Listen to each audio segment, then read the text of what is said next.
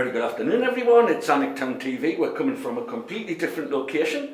We've very kindly been asked to head down to Greensfield, the home of Alnwick Rugby Club, where today we're in the company of Paul Frater.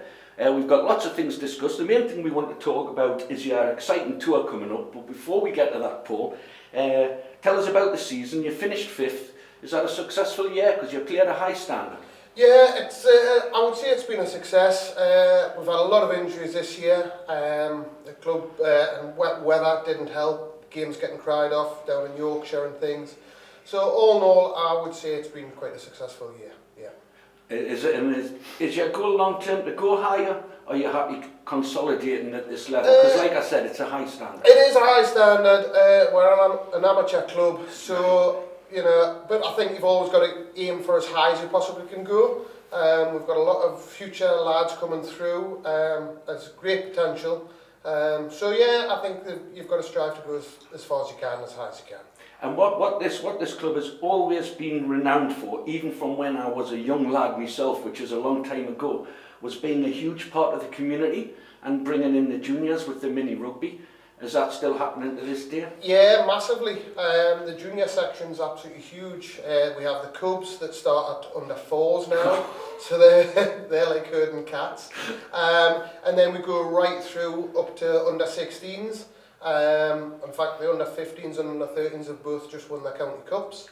And then you go through into Colts, which is 17, 18s, which then feed into the senior club. So yeah, it's a really positive, and we've got some great young talent in the club, and it keeps them coming round. And is your first team mainly still all local Northumbrian lads? Yeah, I would say 95% of all club throughout the club come right through from juniors, and that's a great thing. Really, it really helps. Because I know when they reach a certain age, people fall out of love with sport and find other hobbies, but it doesn't seem to be the case down here. Yeah, it is. There's more to do now. Social media, getting young lads out and about is harder, but I think if you make it fun and you encourage them to come along, I think now more than ever, if you're in a team sport, for getting apprenticeships and jobs, it's a massive thing if you're a team player. That's a great point. So I think we encourage them. There's a lot of businesses that help here, so we get apprenticeships through the lads. Hackett's are a big sponsor of the club, so they always give apprenticeships. And there's always builders giving work to young lads as well to keep them involved. No, that's absolutely fantastic. And what do the lads think about the travel?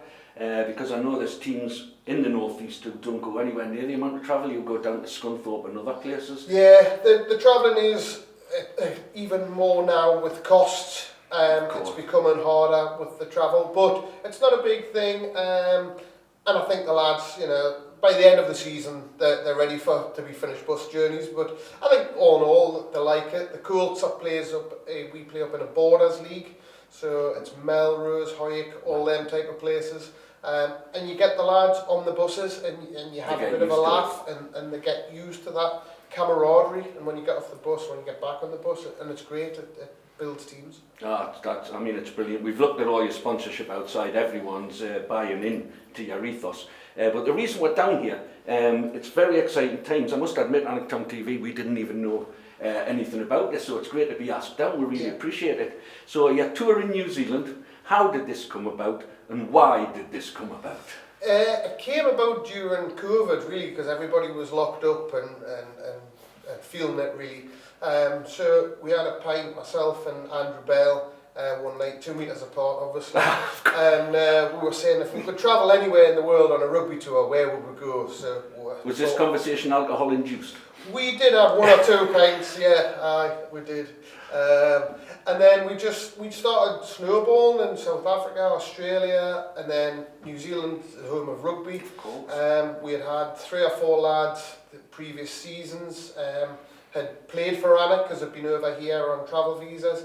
They had played for Alnwick, and we thought, wouldn't it be great to go back there? It's always been on my bucket list to go to New Zealand, and the wife wants to go to Canada and places, so I thought, perfect. So we put it to the club, and we had 54 people say, yeah, we want to go. So it was actually, from then on, we've just worked, and it's been great. But I mean, it's a really big thing to do. very difficult to organise, very, very expensive, I'm sure. How have you raised the funds to do this? So once we started, we had a block of basically how much we would have to fund. We've all put in so much a month, so it's been over 4 years. So it's just a little that's bit been a every long-term month. project. Yeah, 4 years. And then we've been working-wise, we've been planting hedges, stone picking, working bars at weddings, car parking at Alnwick Show. We've had functions here. We've had some lunches, like sponsored lunches, some auctions, but it's mainly the work ethos of actually, if we want to go, you've got to put the graft in. We have had sponsorships and things, but the main ethos was if we work for it, well, then we're not taking anything away from the club, and it puts the club on a worldwide stage. It is, and the town. And the town, indeed, yeah. We've got the castle and the gardens now and Lalandi, and I just think it's a great place to be. Oh, it is. It really is a fantastic place. And how long are you expecting to be away? How long's your tour for? We're away for 14 days. We're in country for 11 days in New Zealand. We have 2 games when we're there, which will be A standard. Most of the first team are going, but it's about an A standard. And we're playing Glenmark Cheviot, which is where one of the lads, Foxy, came from, and he actually married Nana Class, so they're over there now. So that's a nice little story in itself. And then we go down to Wakapeo, which is in Queenstown, and we're playing down there as well. So we're getting a real tour of the island. Well, like I say, it's really exciting times. We wish you all the best. Paul, just before we finish off, can you just show what you've put together with all the sponsors in? And I think there's still a few left, is there not? There is, yeah. We've got 60 or 70 magazines, if anybody would like one. Behind the bar at the rugby club. We've got great sponsorship, nearly all local. Travau, who are management service. They're a shirt sponsor. They're our main shirt sponsor with Hubway Hire at Cramlington. They're our main sponsor as well. But we've got loads of sponsors, Hackett's, Penny Petroleum. Everyone in the area has really sponsored, and it's been a great thing. And could only say a massive thank you to everybody that's had anything to do with this thing. CBS actually produced my magazine, and we've got a great committee behind us all, so it's been really, I'm ready for it to come, but it's been very pleasurable, and hopefully, you never know, we may go somewhere else in the future. Well, we'd just like to finish off, Paul, by saying, first of all, thank you very much for inviting us down on behalf of everyone in Alnwick Town TV, and I'm sure the town itself. We wish you all the best, a brilliant, successful tour.